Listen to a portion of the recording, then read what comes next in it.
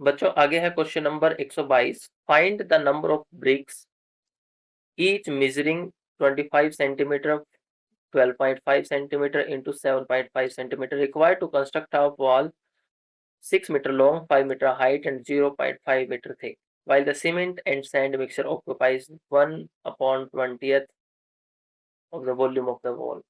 अगर एक दीवार है कुछ इस तरीके से बनी हुई है ईंटों की, कुछ इस तरीके से ये दीवार बनी हुई है ईंटों की। अब इस दीवार में ईंटों के बीच में सीमेंट वगैरह लगा होगा, सीमेंट और रेत लगा होगा। जो ये सीमेंट और रेत है ये पूरी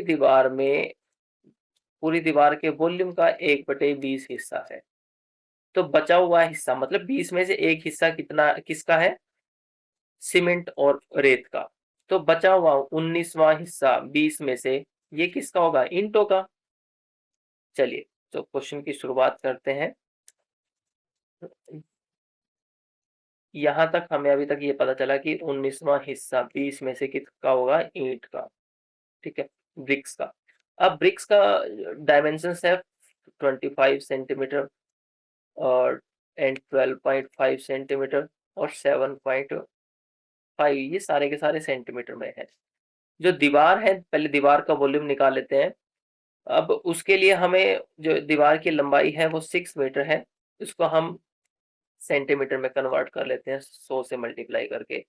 जो हाइट है h है वो है 5 मीटर, इसको भी हमने सेंटीमीटर में कन्वर्ट किया 500 सेंटीमीटर। फिर जो मोटाई है दीवार की b ब्रेथ है वो है 0.5 metre which is equal to 50 centimetre. अब हम दीवार का वॉल्यूम निकाल लेते हैं। दीवार का वॉल्यूम कितना आएगा? Volume of wall is equal to L into B into H, जो कि किसके बराबर हो जाएगा? एल की वैल्यू थी 600, बी की वैल्यू है 50 और एच की वैल्यू है 500 सेंटीमीटर क्यूब। ये तो हमारे पास दीवार का वॉल्यूम हो गया। अब एक ईंट का वॉल्यूम कितना है? Volume of one brick, volume क्या आएगा? जो ये डायमेंशंस दे रखी है इनकी मल्टीप्लाई कर दो, कितना आ जाएगा? 25 गुना में 12.5 गुना में 7.5 सेंटीमीटर क्यूब। अब ये एक ईंट का वॉल्यूम है। हमें बताना क्या है क्वेश्चन में? ध्यान से देखोगे, हमें बताना है find the number of BRICS. तो ईंटें कितनी लगी है? टोटल वॉल्यूम दीवार का ये है। अब इसमें से हमें वो हिस्सा भी माइनस करना है दीवार के वॉल्यूम में से जिसमें रेत और सीमेंट लगा है। तो वो हिस्सा कौन सा हो जाएगा कि volume of wall without sand and cement क्या हो जाएगा? टोटल वॉल्यूम का 19वां हिस्सा 19/20 इंटू जो टोटल वॉल्यूम था, ये हो जाएगा। हमें तो नंबर ऑफ ब्रिक्स निकालनी है, ईंटें निकालनी है, तो टोटल वॉल्यूम तो ही आया। इसको हम डिवाइड कर देते हैं एक ईंट के वॉल्यूम से, जो कि 25 गुना में 12.5 गुना में 7.5 है। इसको सिंप्लीफाई करते हैं, सोल्व करते हैं इसको। क्या बनेगा? 19 इंटू 600 इंटू 50 इंटू 500 अपॉन, इनके डेसिमल भी हटा देते हैं। इनके डेसिमल हटाएंगे तो ये ऊपर चले जाएंगे, डेसिमल हटा के जो 10 आएगा यहाँ से भी 10 आएगा वो भी ऊपर चला जाएगा। ये 20 नीचे आया तो 20 इंटू 25 इंटू 125 इंटू 75। जो यहाँ से डेसिमल हटे हैं, डेसिमल हटने के बाद नीचे कितना आएगा? 10। यहाँ से भी नीचे 10 आएगा तो ऊपर कितना चला जाएगा? 10 गुना में 10। अब देख लो इसको कैंसिल करके कितना आएगा, कैंसिल करते हैं चलो। एक जीरो से एक जीरो कैंसिल, इस 2 से हमने ये 10 कैंसिल किया तो 5 आया। इस 5 से हमने ये 75 कैंसिल किया तो कितना आएगा? 15। इस 15 से हमने 600 को कैंसिल किया, 15 चौके 60, साथ में जीरो आ जाएगी। इस 25 से हमने इस 50 को कैंसिल किया तो 2 आ गया। इस 125 से हम 500 को कैंसिल करेंगे तो 4 आ जाएगा।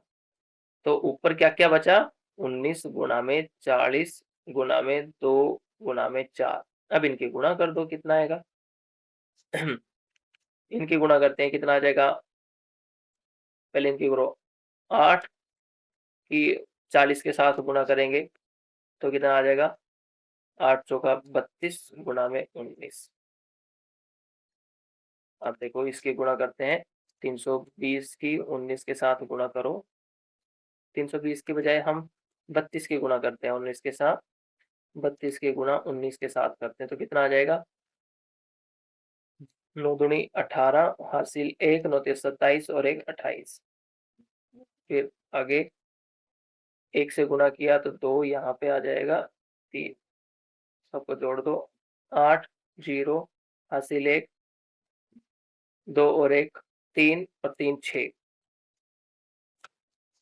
तो हमें तो 320 से गुणा करनी थी, तो टोटल ईंटें कितनी आ जाएंगी, 6080 नंबर ऑफ ब्रिक्स आ जाएंगे।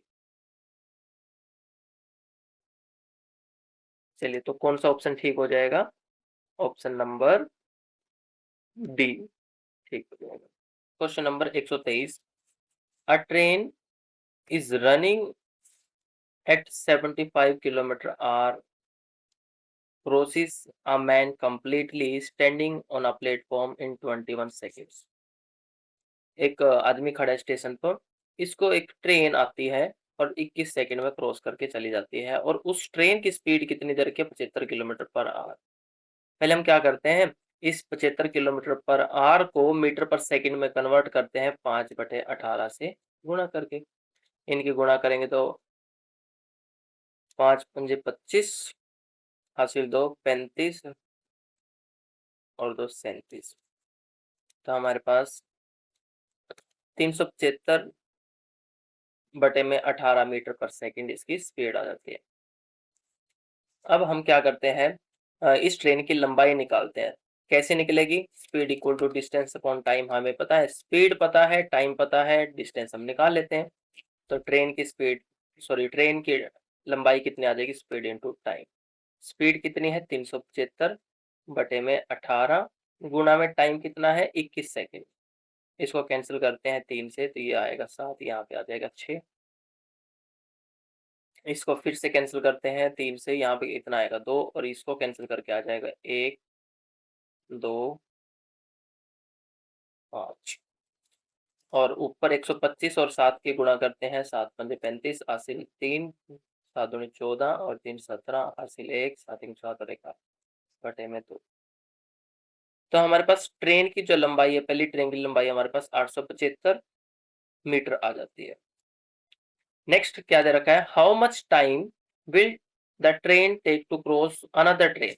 ये ट्रेन दूसरी ट्रेन को क्रॉस करने में, एक पहले वाली तो ये थी ट्रेन,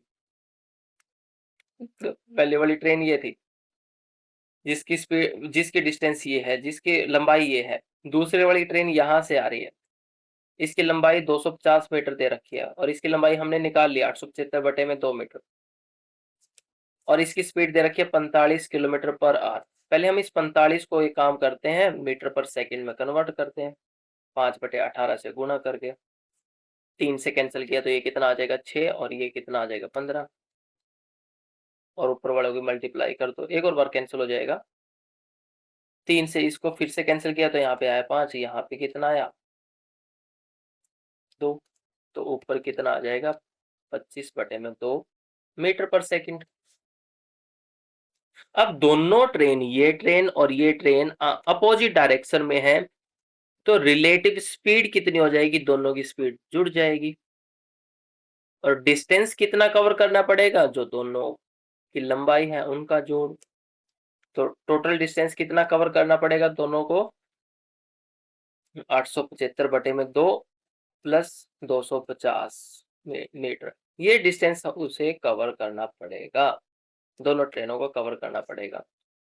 और रिलेटिव स्पीड कितनी हो जाएगी, दोनों की स्पीड को हम जोड़ देते हैं। जो पहली ट्रेन है उसकी स्पीड कितनी आई थी, स्पीड आई थी 375 बटे में 18, स्पीड आई थी 375 बटे में 18। और जो दूसरी ट्रेन है उसकी स्पीड कितनी आई है, 25 बटे में 2। इसको भी हम कैंसिल कर सकते हैं, कैंसिल करेंगे तो कितना आ जाएगा, या फिर एक काम करो, एलसीएम ले लेते हैं डायरेक्ट। इनका एलसीएम लिया, एलसीएम कितना आ जाएगा, 18। ऊपर सोल्व किया तो 375 प्लस यहाँ पे आ जाएगा 225, और दोनों को जोड़ देते हैं तो कितना हो जाएगा, 400 600 बटे में 18। ये क्या है, इसकी स्पीड आ गई, रिलेटिव स्पीड मीटर पर सेकेंड। टोटल दूरी तो दोनों ट्रेनों की लंबाई का जोड़ कवर करना है। फार्मूला क्या है, speed equal to distance upon time. हमें निकालना क्या है, टाइम, कितने टाइम में दोनों ट्रेन एक दूसरे को कवर करेंगे। Time is equal to distance upon speed. Distance कितना है, ये बड़ा, इसको जोड़ जोड़ के देखो कितना आ जाएगा। एलसीएम लिया इसके बटे में एक, तो यहाँ पर जोड़ करने के बाद कितना आ जाएगा, एलसीएम आया 2, जोड़ा तो 875 प्लस 250 को 2 से गुणा करो तो 500, कितना आ जाएगा जोड़ के, 5 7 1375 बटे में 2। तो डिस्टेंस कितना आया, 1375 बटे में 2, और स्पीड कितनी है, 600 बटे में 18। इसको सिंप्लीफाई करते हैं, 1375 बटे में 2 गुणा में 18 बटे में 600। 2 से कैंसिल किया, इस 18 को कितना है, 9। 3 के भाड़े में 9 आता है 3 पे, और इसको कैंसिल करेंगे 3 से तो आएगा 200। अब क्या करते हैं, क्या ये नंबर 5 से डिवाइड हो जाएगा, यस बिल्कुल हो जाएगा। तो डिवाइड करके आया 40। क्या ये नंबर हो जाएगा 5 से डिवाइड, देखते हैं, 2 7 5 आ गए। इस नंबर को फिर से डिवाइड किया 5 से, तो ये कितना आया, 8। और इसको फिर से डिवाइड करो 5 से, 5 और 5 55 आ जाएगा। तो ऊपर क्या क्या बचा, ऊपर बचा 55 और 3 बटे में 8। इनकी गुणा करो, 5 से 15 हासिल 1, 15 और 1 16 बटे में 8। अब इसको डिवाइड कर लेते हैं, अप्रोक्सीमेट स्पीड कैलकुलेट करते हैं तो कितनी आ जाएगी, ये आ जाएगी 165 को 8 से डिवाइड करना, 8 दूनी 16, माइनस किया तो ये 0, ऊपर से 5 निकाला। ठीक है, अब ये नंबर छोटा होगा तो यहाँ पे पॉइंट लगाया, यहाँ पर पॉइंट लगाया, 0 को नीचे उतारा, तो कितना आ जाएगा, 8 6 48 बटे में 2 बचा। अब 2.6 के आसपास इसकी स्पीड आ जाएगी।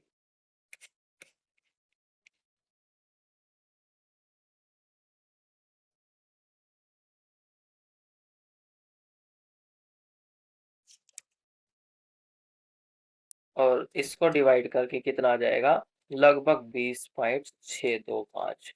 अब ऑप्शंस के हिसाब से देख लेते हैं हमारे पास कौन सा ऑप्शन इसको सेटिस्फाई करेगा। ऑप्शन के हिसाब से आ जाएगा हमारे पास option number, option B correct हो जाएगा।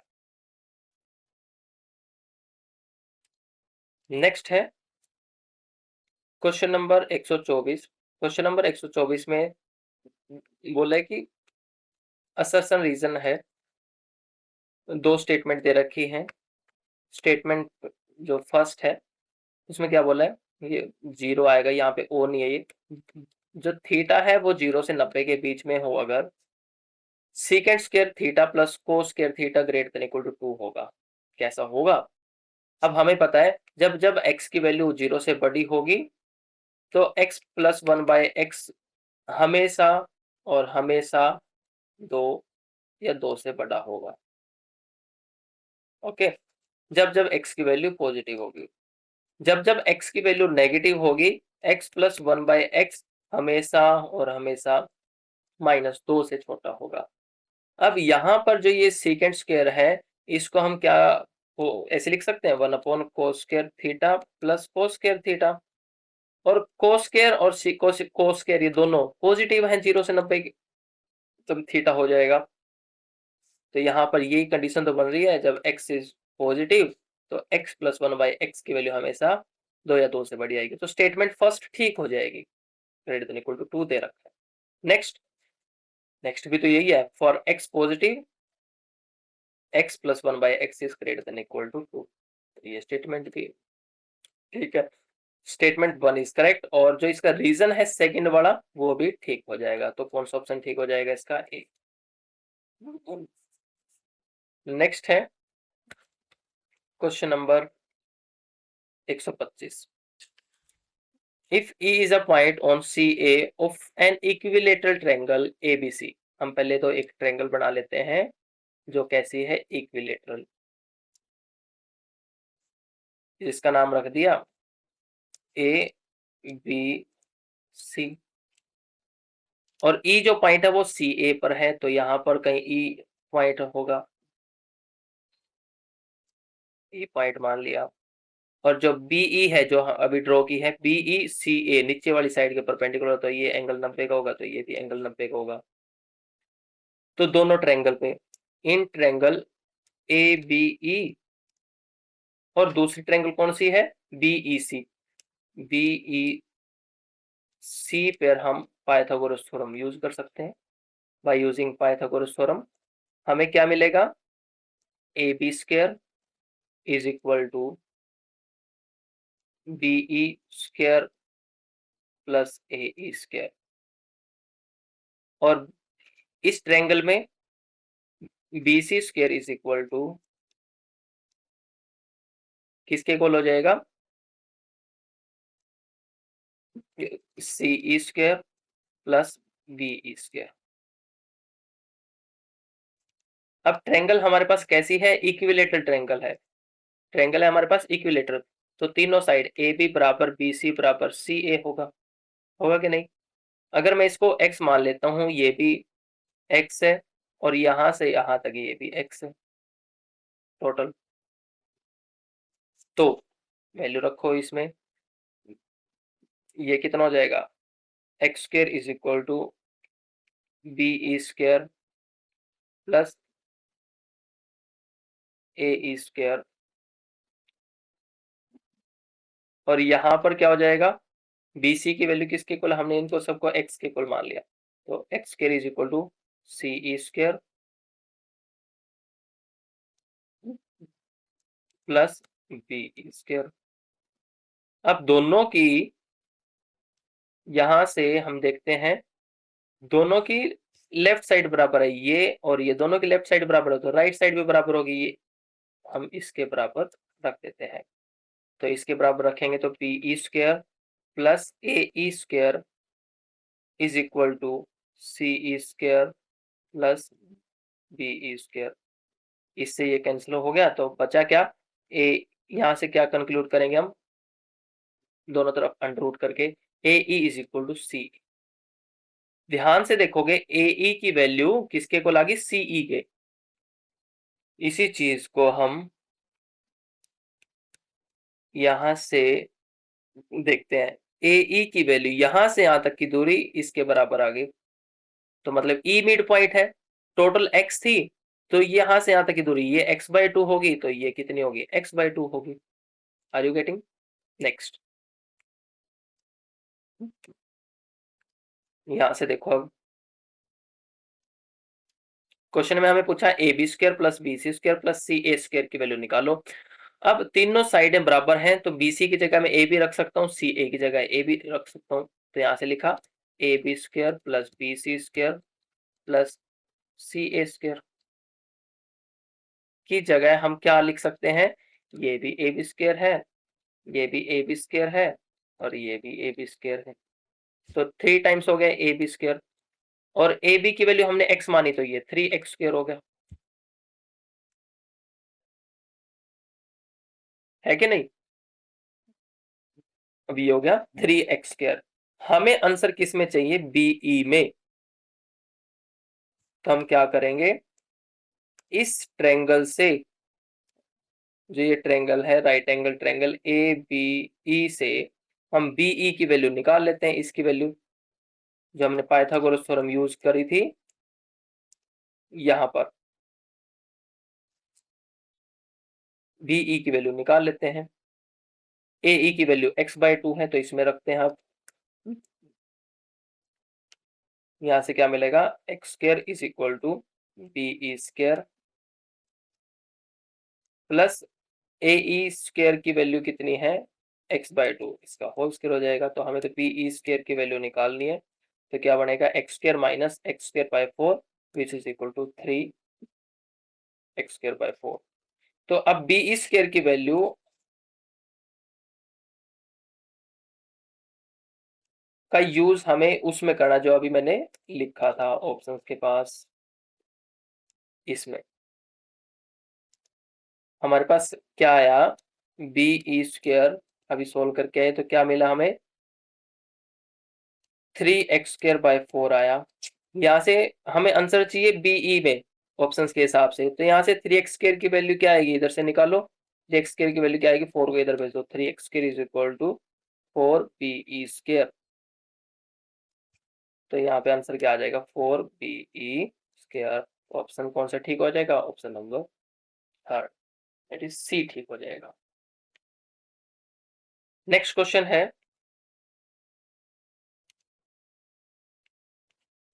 Question number 126। कहता है इफ इन एन एपी नहीं है, if nth term of an AP is this 2n plus 1, if an is equal to 2n plus 1, then we have to find sum of first n terms of this AP। अब क्या करते हैं, हम पहले first term निकाल लेते हैं। a1 कितनी आ जाएगी, n की जगह 1 रखो, 2 into 1 plus 1 that is 3। a की जगह n की जगह 2 रखो तो कितना आ जाएगा, 2 into 2 plus 1 that is 4 plus 1 5। दोनों का अंतर डिफरेंस चाहिए हमें, तो दोनों का डिफरेंस कितना आ जाएगा, 5 माइनस 3 दैट इज 2। अब निकाल दो n टर्म्स का सम AP के। Sn is equal to n/2 2a plus n minus 1 into D. यहाँ पे जो जो वैल्यू हमें पता है वो रख दो। n/2 ऐसे कैसा, 2 इंटू a की वैल्यू कितनी आई थी 3 plus n minus 1 into D की वैल्यू कितनी आई 2।